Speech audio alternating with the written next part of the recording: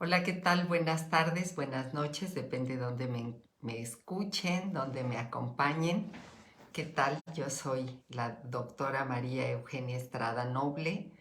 Cariñosamente me dicen Kena y me da mucho gusto estar aquí con ustedes un viernes más. Estoy muy contenta y pues me pidieron hablar de un tema que espero que pueda ser atractivo y que pueda ser agradable para ustedes, que pueda ser útil sobre todo, que es hablar acerca del trastorno por déficit de atención. Quiero saludar aquí a algunas personas que me están acompañando.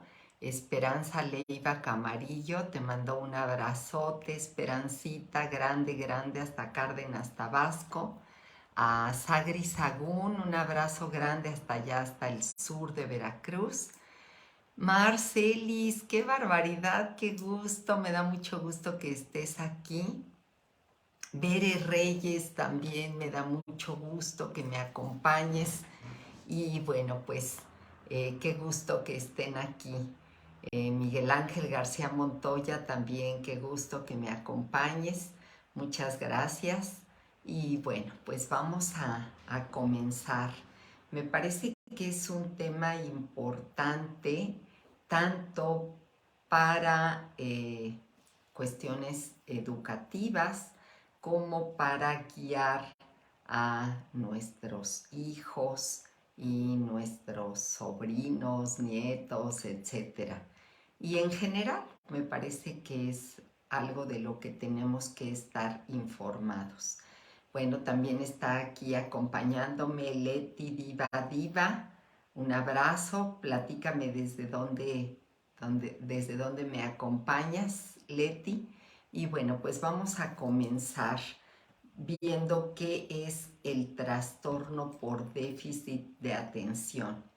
Y lo primero que quiero decirles es que el trastorno por déficit de atención es una alteración neurobiológica que provoca alteraciones en el aprendizaje y en el comportamiento del niño.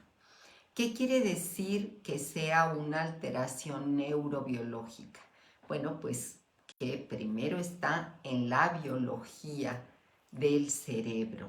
Entonces, pues tiene que ver con cómo está estructurado el cerebro y con cómo funciona y que no tiene nada que ver con la voluntad, sino que tiene que ver con cómo está estructurado el cerebro del niño.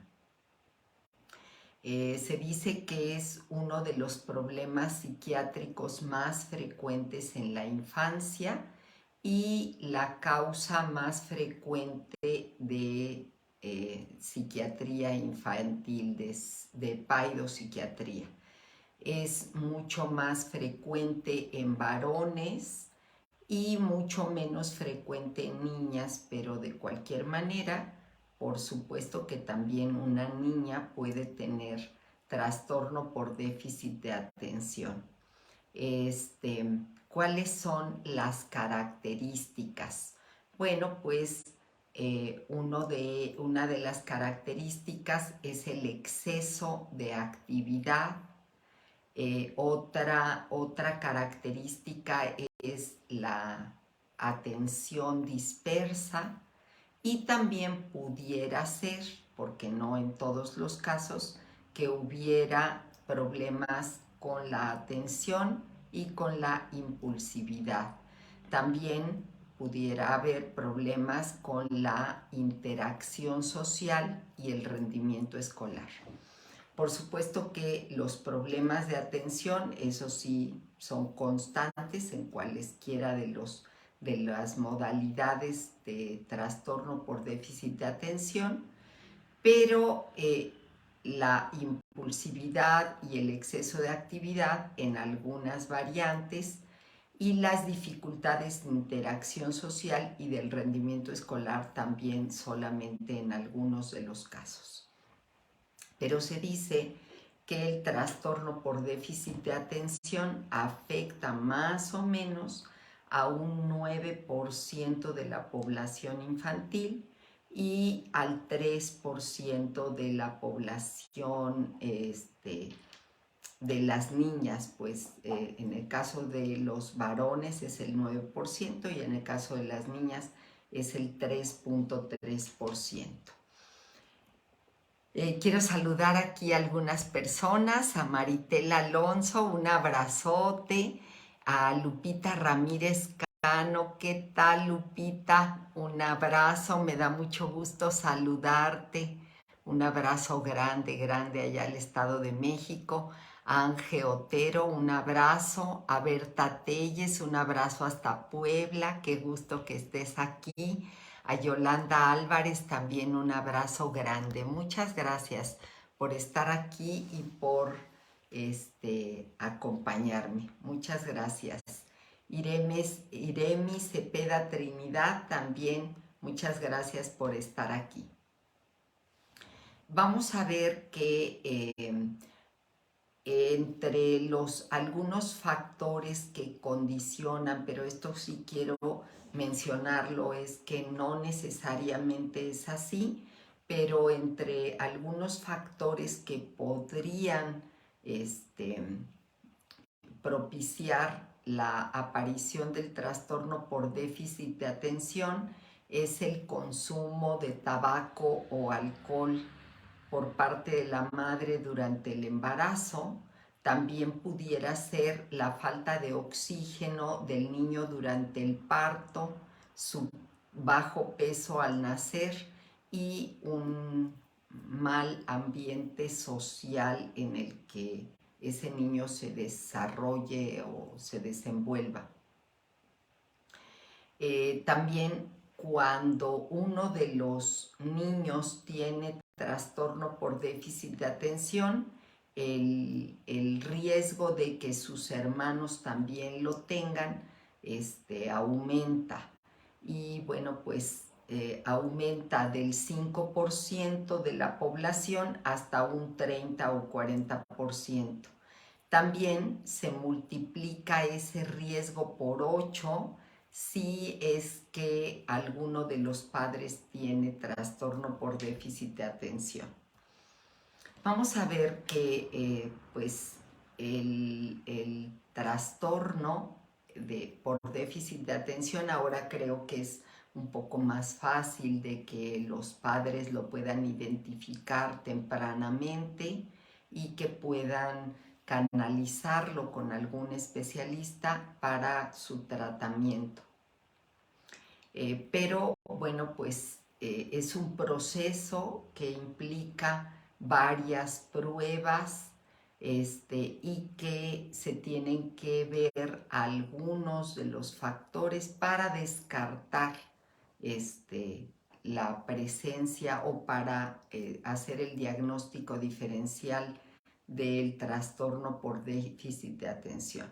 Vamos a ver que entre algunos de los síntomas sería que el niño o la niña presente una actividad física muy excesiva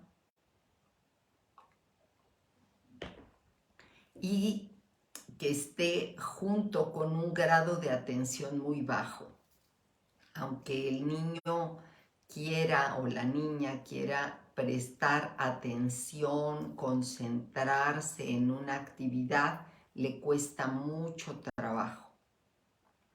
También podríamos encontrar una dificultad en la capacidad para inhibir los impulsos.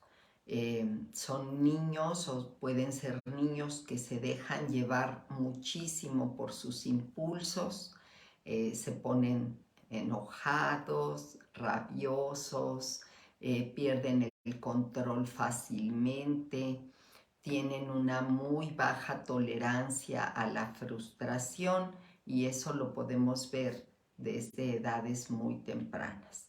También, pues, precisamente como resultado de estas características, pues es que estos niños les cuesta mucho trabajo establecer sanas relaciones familiares y sociales, porque pues terminan discutiendo, enojándose, gritando, haciendo berrinche, etc. También pudiera ser que a esta condición afectara su rendimiento escolar. No necesariamente quiere decir que todos los niños que tienen bajo rendimiento escolar es que tienen trastorno por déficit de atención, y al revés, tampoco todos los niños que tienen trastorno por déficit de atención quiere decir que van a tener bajo rendimiento escolar. A veces coinciden estos dos factores, pero a veces no. Bueno, quiero saludar aquí a Gaby Pérez, un abrazo hasta Tlaxcala, y a Rosita Bardales, un abrazo grande, y a Machi Cuevas, y también a Isis Maribet Rendón Aguirre, un abrazo grande. Bueno, también encontramos o podemos encontrar que los niños con trastorno por déficit de atención a veces muestran baja autoestima, y también pudiera estar como una comorbilidad, es decir, como algo asociado, por ejemplo, trastornos como el trastorno oposicionista desafiante, que son niños que tienen mucho conflicto con la autoridad para obedecer órdenes, para poder tener una disciplina, un orden. También pudiera haber problemas de conducta, problemas de lenguaje y al mismo tiempo ansiedad y depresión. Muy bien, ¿qué hacer si ustedes como padres identifican algunas de estas características en sus hijos, o ustedes como maestros o maestras identifican estas características en alguno de sus estudiantes? Bueno, pues lo primero es cómo canalizar al niño o a la niña con un profesional de la salud. Lo primero es que es muy importante que lo canalicen con un paidopsiquiatra, quien necesita diagnosticar el trastorno por déficit de atención. Definitivamente es un paidopsiquiatra, para que él pueda hacer el diagnóstico diferencial. Y me dice aquí Maritel Alonso, dice: conozco un caso que confundieron TDA con aprendizaje kinestésico. ¿Cómo diferenciarlo? Muy bien, muy buena pregunta, Maritela. Y espero yo en esta charla poderlo contestar, ¿verdad? Primero vamos a ver qué cosas caracterizan, ¿verdad?, al trastorno por déficit de atención, y cuál sería la diferencia entre un niño que aprende con distintos canales. Bueno, voy a tratar de responder a tu pregunta, Maritela. Todos los seres humanos tenemos distintos canales de captar la realidad. Y esos canales a través de los cuales nosotros captamos la realidad es, bueno, pues la posibilidad de captar el mundo a través de imágenes. Y quienes captan el mundo a través de imágenes son las personas visuales. Las personas visuales aprenden con ilustraciones, aprenden con imágenes, aprenden con películas, se graban fácilmente diagramas, mapas mentales, todo aquello que esté en consonancia con el sentido de la vista. Y es un estilo de aprendizaje que no es ni mejor ni peor que el otro. Hay personas que son mucho más auditivas. ¿Cómo aprenden las personas auditivas?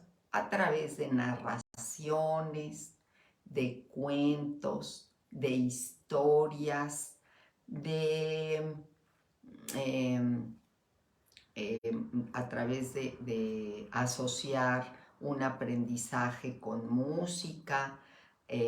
Básicamente así aprenden las personas auditivas. Suelen ser personas que una vez que escuchan algo, lo interiorizan y se queda grabada esa información. Y este es otro estilo de aprendizaje. Pero hay personas que aprenden kinestésicamente. ¿Y qué implica el aprendizaje kinestésico? Bueno, pues implica una inmersión mucho más profunda en las experiencias. Implica tocar, experimentar, moverse, bailar, eh, hacer experimentos, y ese es el aprendizaje kinestésico.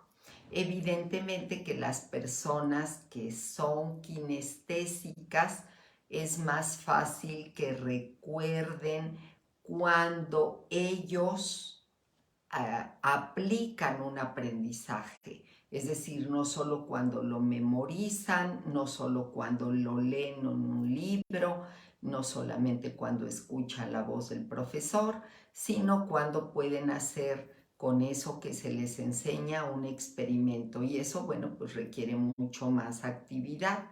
Entonces, bueno, pues suelen ser niños que se mueven un poco más, que participan más, que les gusta explorar, ir de campamento, hacer una excursión, ir al laboratorio, en fin, son niños pues mucho más activos.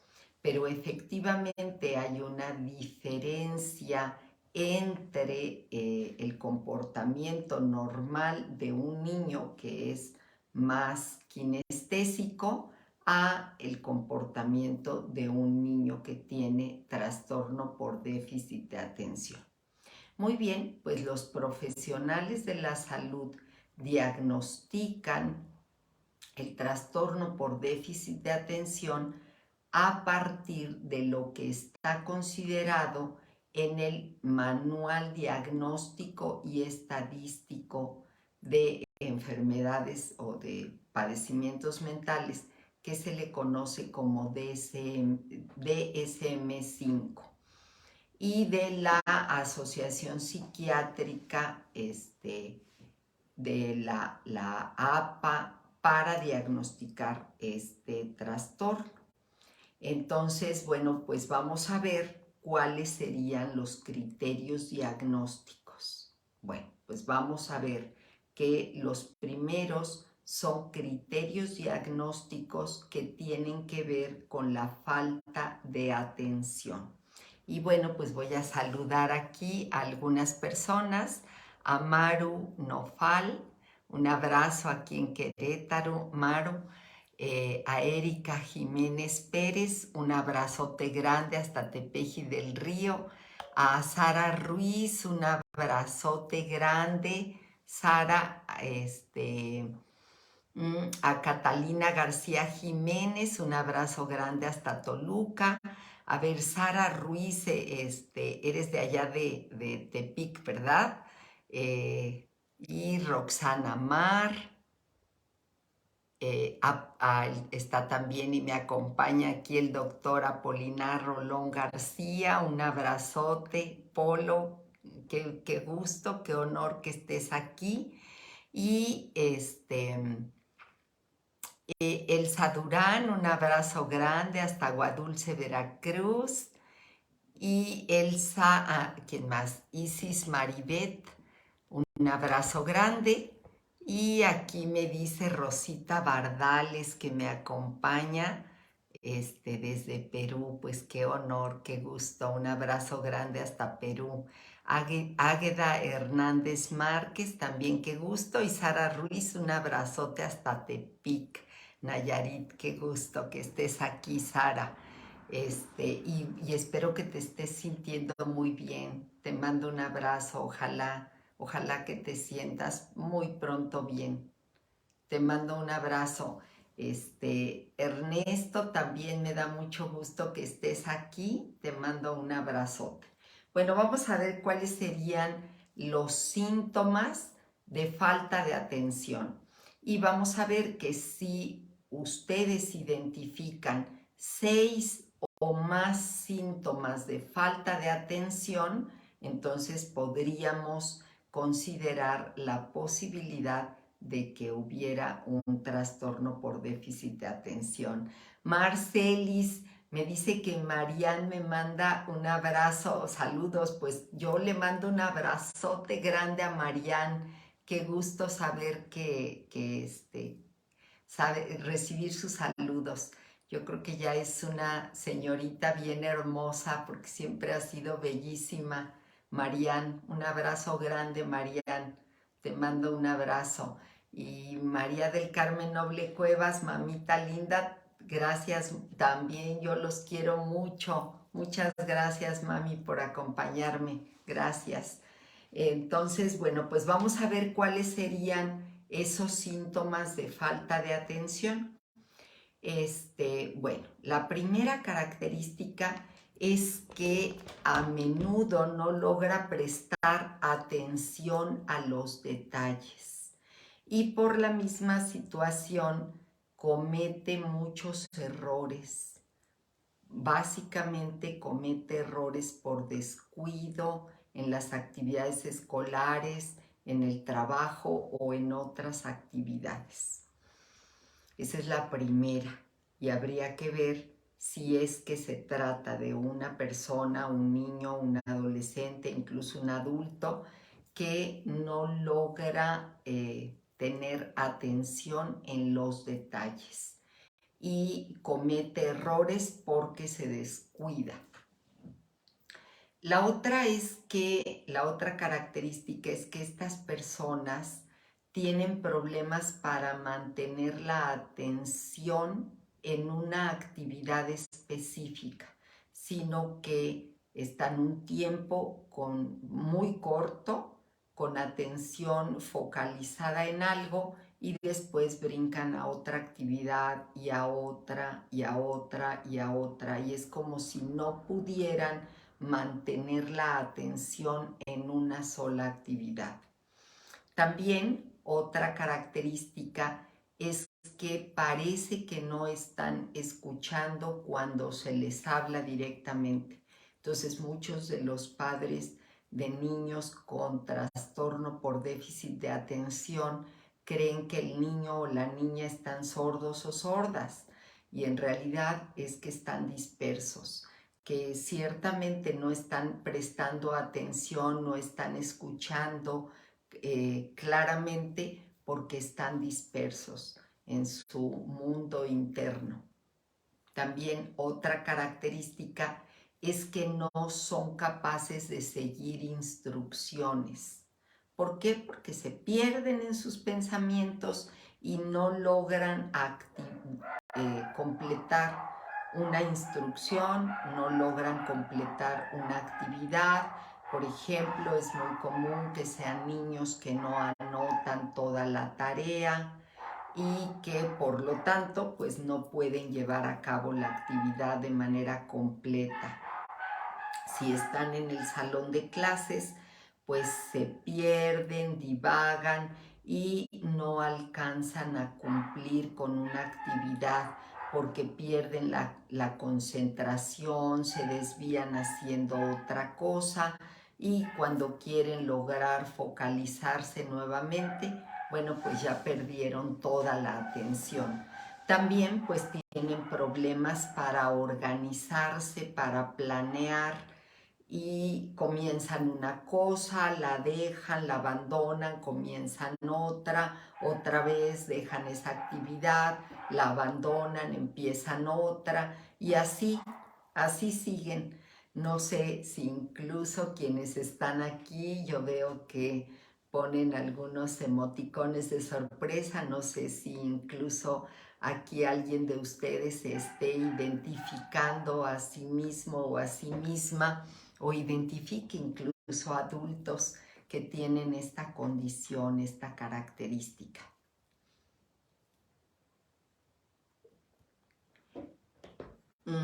También los niños o las personas con déficit de atención se niegan a hacer tareas que requieren un esfuerzo mental durante un periodo prolongado de tiempo, como por ejemplo hacer una tarea que requiere varias horas, no pueden hacerlo, necesitan cierto descanso y pues después a lo mejor y pueden volver a concentrarse, pero sus periodos de atención son muy cortitos. También otra característica es que estos niños, estos adolescentes, y vuelvo a repetirles también algunos adultos, pierden sus cosas. Y entonces, bueno, pues pierden, en el caso de los niños, pierden sus útiles escolares, sus libros, sus herramientas, sus billeteras, sus llaves, sus papeles, sus anteojos, los teléfonos celulares, etcétera, es donde quedaron las llaves. Y entonces, pues son personas que pierden mucho tiempo en estar buscando aquello que pierden. Un poquito que les cuesta trabajo la organización y entonces pierden mucho tiempo y se pierden mucho en estar organizando, pero también pierden demasiado tiempo en buscar sus cosas. Y aquí alguien me está diciendo, me estoy sintiendo identificada y se ríe y pues bueno, yo quiero decirte que yo también me siento de verdad muy, muy, muy identificada. Hay una pregunta, me preguntan, dice, ¿esto puede durar años o toda la vida y se requiere diagnóstico médico?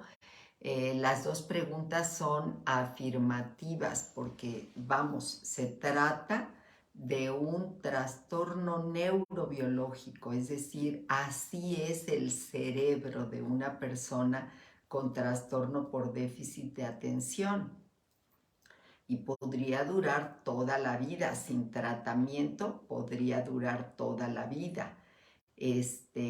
Y es necesario un diagnóstico médico, pues yo creo que no solamente un diagnóstico médico, se requiere un diagnóstico médico, se requiere un tratamiento farmacológico y se requiere un tratamiento psicológico, psicoeducativo, para poder ir contrarrestando los efectos de este trastorno. También, bueno, las personas se distraen con mucha facilidad y olvidan las cosas de las actividades diarias, como olvidar si apagaron la estufa, como olvidar si cerraron la puerta, olvidar ese tipo de cosas que son cotidianas. Bueno, pues las personas con trastorno por déficit de atención les ocurre muy seguido. Entonces, bueno, si ustedes identifican 6 de estos puntos en ustedes o en sus hijos o en sus alumnos, bueno, pues habría que valorar la posibilidad de explorar la presencia de un trastorno por déficit de atención. Ahora bien, el segundo de los criterios es ver la hiperactividad o impulsividad. También aquí les voy a leer varios ítems que considera el DSM-5 y ustedes pueden identificar 6 o más síntomas de hiperactividad para niños de hasta 16 años o 5 o más para adolescentes a partir de los 17 o para adultos. Entonces, bueno, pues vamos a ver si estos síntomas de hiperactividad o de impulsividad se presentan con al menos 6 meses y que aquí es muy importante ver si esto es perjudicial o inapropiado para el nivel y el desarrollo de la persona. Yo quiero decirles que no todos los trastornos por déficit de atención van acompañados de impulsividad, pero esto lo vamos a ver un poquito más adelante. Bueno, vamos a ver los síntomas de hiperactividad o impulsividad. Bueno, pues suelen ser niños, jóvenes o adultos que a menudo se mueven nerviosamente.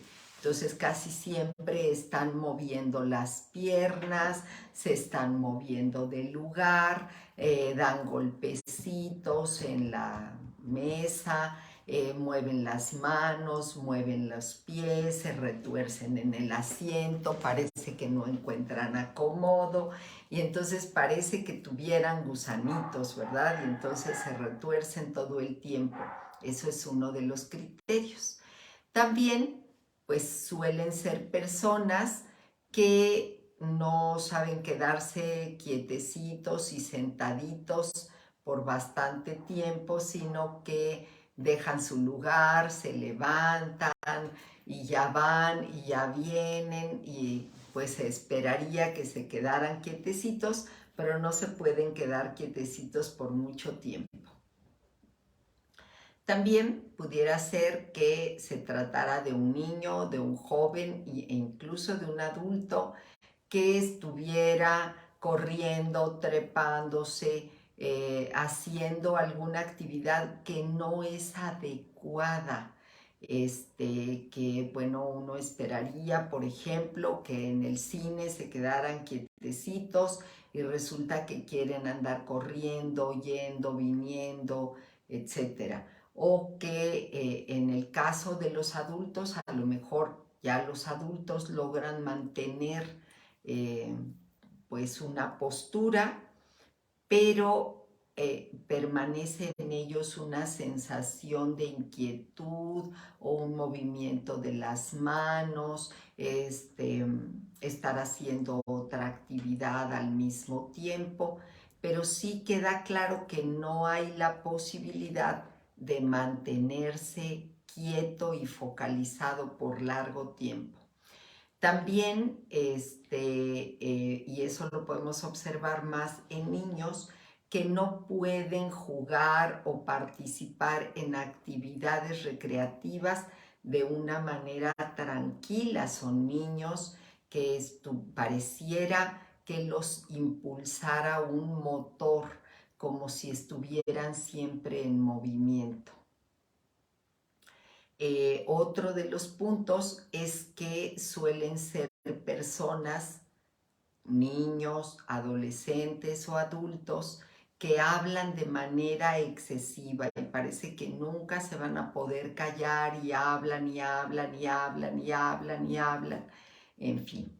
Y bueno, también otra característica es que antes de que les pregunten, están dando ya una respuesta, o si están escuchando, no alcanzan a permitir que las demás personas terminen de hablar y es como si hubiera como un impulso de quererle estar completando las frases a sus interlocutores.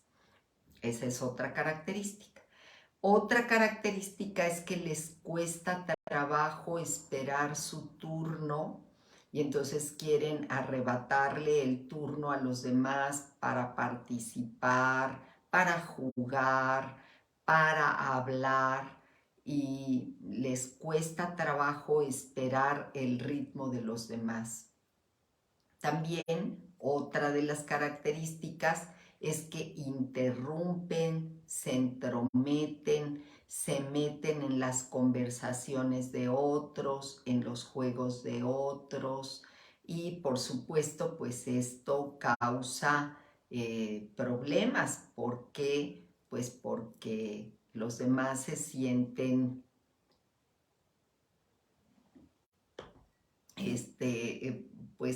como lastimados o molestos por la intromisión de la persona que tiene trastorno por déficit de atención y entonces pues eso también puede suscitar pleitos, discusiones, etcétera. Muy bien, pues aquí también, si ustedes identifican 6 o más ítems de estos, en el caso de los niños, y 5 o más en el caso de los adolescentes y los adultos, aquí sí consideraríamos un trastorno por déficit de atención sumado a hiperactividad. Muy bien, ahora bien, ¿qué otras condiciones tenemos que tener en cuenta? Porque se trata de un trastorno neurobiológico. Bueno, pues que estos síntomas de los que acabamos de identificar, tanto de falta de atención como de hiperactividad, se presenten desde antes de los 12 años de edad. También que estos síntomas, tanto de falta de atención como de hiperactividad, se presenten en varios contextos, es decir, que lo mismo noten los padres en la casa, noten los profesores en la escuela, noten los amigos o en el catecismo o en el club o en estos espacios donde los niños interactúan. Si se presentan y estos síntomas los advierten en varios espacios, sí podemos hablar de que se trata de un trastorno por déficit de atención. Y aquí, no sé si ya estoy respondiendo la pregunta de Maritela, porque si vamos a pensar que mi hijo tiene un aprendizaje más kinestésico, bueno, pues probablemente esta característica de que quiere involucrarse más, se mueve más, está más interesado por experimentar, experienciar, descubrir, hacer experimentos, pues lo van a notar los profesores, pero no lo van a notar los padres, por ejemplo, porque el ambiente allí no es de aprendizaje. Entonces allí vamos viendo si en diversos ambientes, en diversos contextos, los adultos lo notan, entonces sí habría que considerarlo. También otra de las cosas y que tendríamos que ver es que también el nivel de actividad o el nivel de atención de los niños es muy distinto en cada uno de los niños. Hay niños que pudieran tener una mayor hiperactividad, no porque tengan un trastorno, sino porque hay ausencia de límites en su educación, porque a lo mejor haya problemas de interacción en sus casas, haya conflictos entre, por ejemplo, con los padres, y bueno, pues esto no necesariamente está asociado a un trastorno. Pero ¿qué tendríamos que ver además?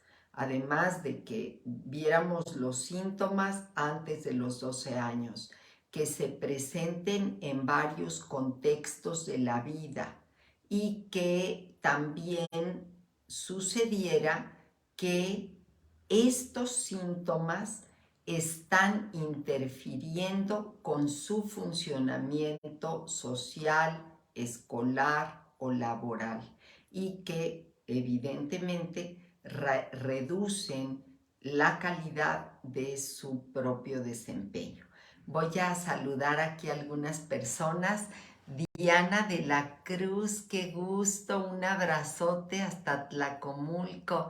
Pues qué gusto que ya estamos cerquita, Diana. Fíjate que yo ya estoy viviendo en Querétaro. A ver cuándo me visitas acá en Querétaro.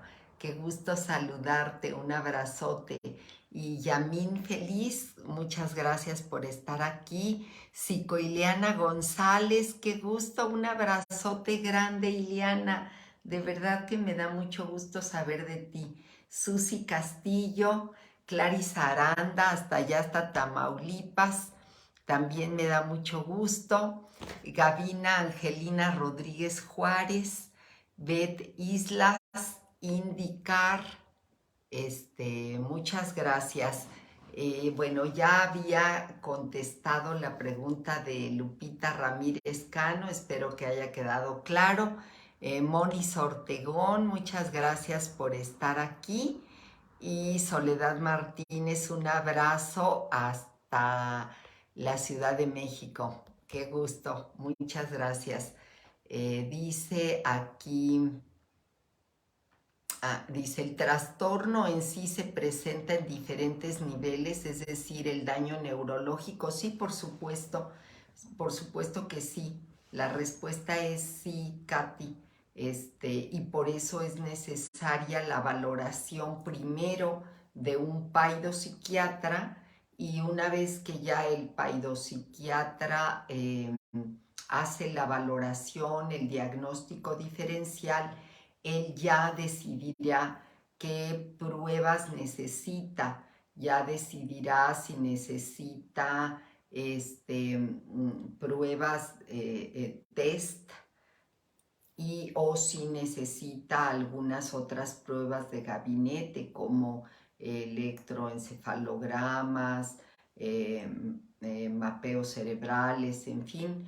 Él ya decidirá, y ya decidirá si también pues hace un trabajo interdisciplinario dependiendo del caso con un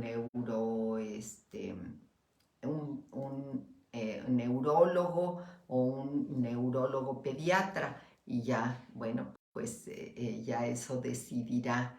Y creo que sí, si ya miramos el diagnóstico diferencial, pues sí podemos ver que hay muchas razones, pudiera haber muchas razones por las que un niño pudiera tener bajo control de sus impulsos.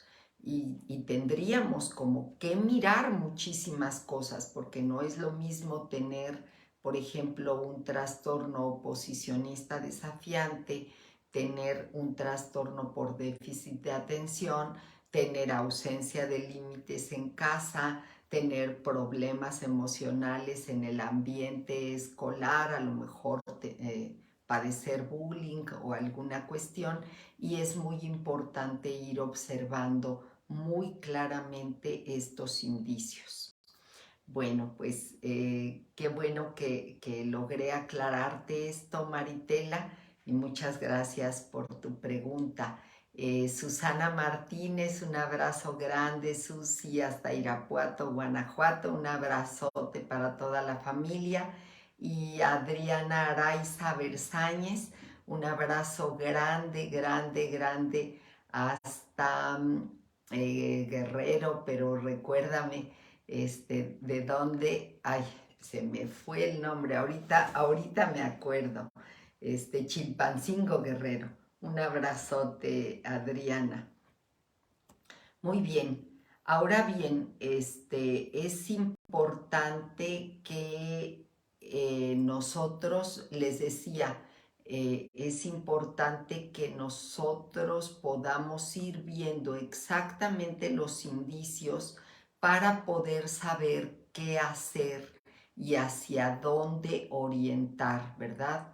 Entonces, sí necesitamos, cuando observamos alguna de estas características, de la intervención de un profesional de la salud mental, en específico, si se trata de un niño o un adolescente, de un psiquiatra, si se trata de un adulto, pues el apoyo de un psiquiatra. Vamos a ver cuáles son los subtipos del trastorno por déficit de atención.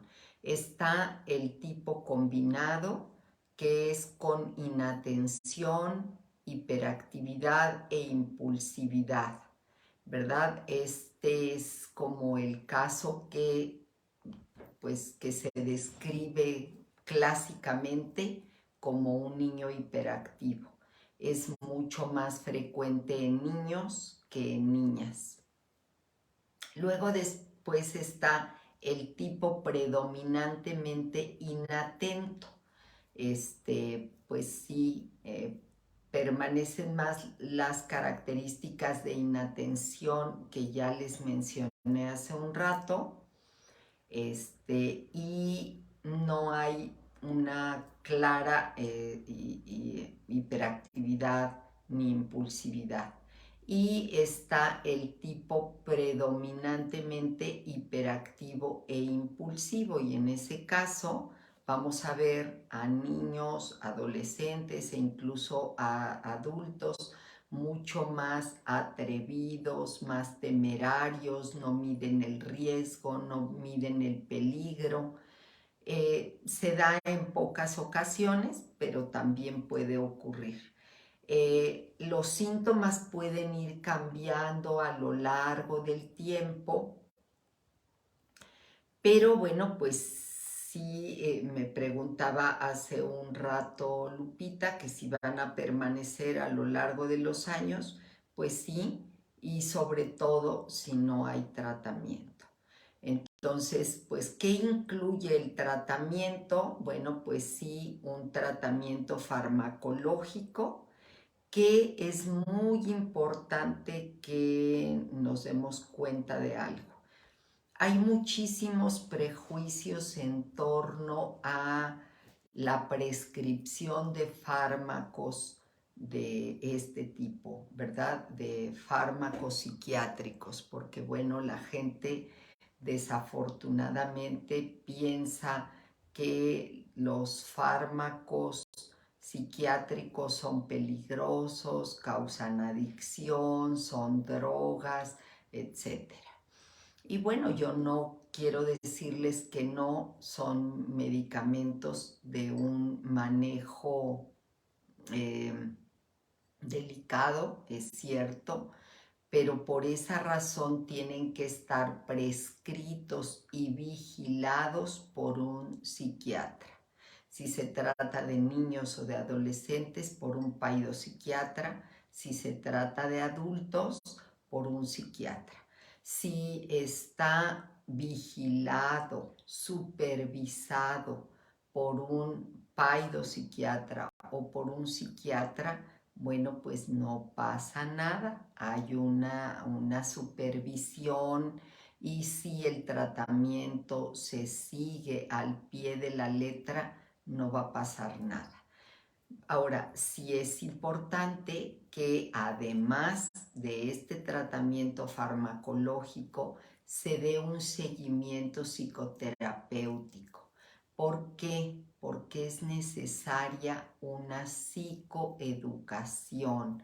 Es necesario que un psicoterapeuta haga un seguimiento que le permita al niño o al adolescente o aún al adulto ir modulando su comportamiento, prevenir reacciones explosivas, prevenir crisis, que por supuesto dañarían su desempeño.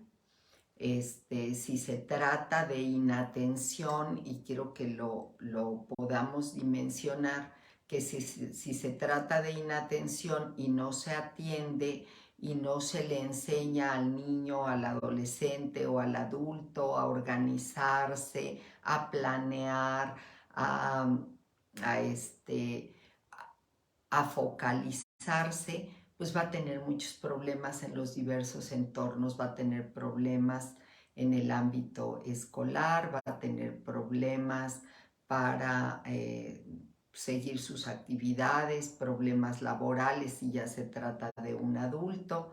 Y si el problema es el impulso o la hiperactividad, esto puede ser un gran obstáculo para que cumpla sus metas, para que no se meta en problemas, para que no tenga dificultades relacionales, eh, por ejemplo, ya en la vida adulta, para que no tenga problemas de pareja, que no tenga problemas con la autoridad, con sus jefes. Entonces sí es importantísimo el tratamiento. No basta con que sepamos que alguien tiene este trastorno por déficit de atención, sino que se le dé el primero. Creo que lo importante es el diagnóstico, saber a qué nos enfrentamos, porque a lo mejor hace un ratito alguien me decía, me siento identificada, ok, pero no es lo mismo sentirnos identificados que tener el diagnóstico claro y saber qué hacer con él y empezar esta psicoeducación para poder pues ir superando esta condición. Y la otra, en el caso de los niños y de los adolescentes, es importante que también los padres reciban entrenamiento. También me parece fundamental que los profesores sepan cómo tratar a niños o adolescentes con trastorno por déficit de atención sin regañarlos, sin castigarlos, sin excluirlos, sin lastimarlos, sin estigmatizarlos. Por eso es tan importante el tratamiento. Es importante que los padres se involucren en este proceso de recuperación y de mejoría, porque de otra manera, pues bueno, desafortunadamente, en lugar de abonar, de solucionar, vamos haciendo cada vez más grande el problema. También es importante que haya un apoyo de terapia familiar para que todo el sistema familiar sepa cómo apoyar a la persona que tiene trastorno por déficit de atención, que los profesores puedan ser eso, un apoyo, que no disminuyan la exigencia, pero que encuentren estrategias para que estos niños o estos adolescentes den mejores resultados. Quiero saludar aquí a algunas personas.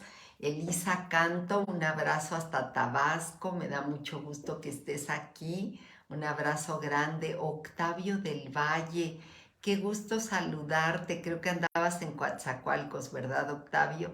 Te mando un abrazo. Dora Aguilar, también un abrazo grande. Berta Tinoco, noble prima querida, un abrazo grande hasta Irapuato, Guanajuato. Grande, grande. Me da mucho gusto que me acompañes. Lisbeth Carmona Gómez, muchas gracias por estar aquí. Joén González, también muchas gracias. Y me dice Águeda Hernández que es de utilidad la información. Muchas gracias, Águeda. Pues si ustedes, si tú, Águeda, o alguien más cree que esta información puede servirle a alguien más, ojalá que me ayuden a compartirla. Muchas gracias. Y también quiero pedirles, de repente yo ya no sé de qué hablar en estos espacios y me ayudaría mucho que me sugieran algunos temas. Y bueno, yo los puedo ir preparando y con mucho gusto compartirles aquí a ustedes y mantener este espacio de comunicación aquí con ustedes. Pilar Aguilar, un abrazo muy grande hasta Chetumal, Quintana Roo. Qué gusto saber de ti, un abrazo grande. Jazmín del Ángel Good, también un abrazo muy grande. Muchas gracias.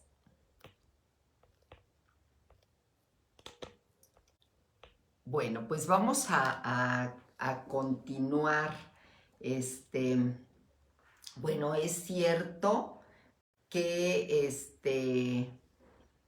que puede haber comorbilidad del trastorno por déficit de atención que con otros trastornos, y es por eso muy importante poder ver si hay algunos de estos factores para que se pueda atender lo que sea que se presente y que pues eso permita que nuestros hijos o nuestros estudiantes estén lo mejor atendidos posibles. Pues yo les mando un abrazo con mucho cariño. Espero que esta información sea de utilidad, que les sirva a ustedes, que les sirva a alguien más. Y muchas gracias por estar aquí, por acompañarme y también ojalá que me ayuden a compartir. Les mando un abrazo con todo mi cariño, que estén muy bien y bueno, pues nos estamos encontrando aquí el próximo viernes. Les mando un abrazo muy grande. Muchas gracias. Aquí me dice Esperancita, me dice, excelente tema. Tu información es muy útil. De esta manera es como puedo observar lo importante de nuestra formación. Sí, definitivamente es una bendición esta vocación, Esperancita, es una bendición y por supuesto en este camino no se termina nunca. Necesitamos estar permanentemente actualizándonos, preparándonos, leyendo, trabajando mucho a nivel personal y a nivel profesional. Y bueno, pues muchas gracias Maritela y muchas gracias Sara. Te mando un abrazote y que te compongas muy pronto. Un abrazo para todos y todas y nos encontramos pronto aquí. Que estén muy bien. Hasta pronto. Bye.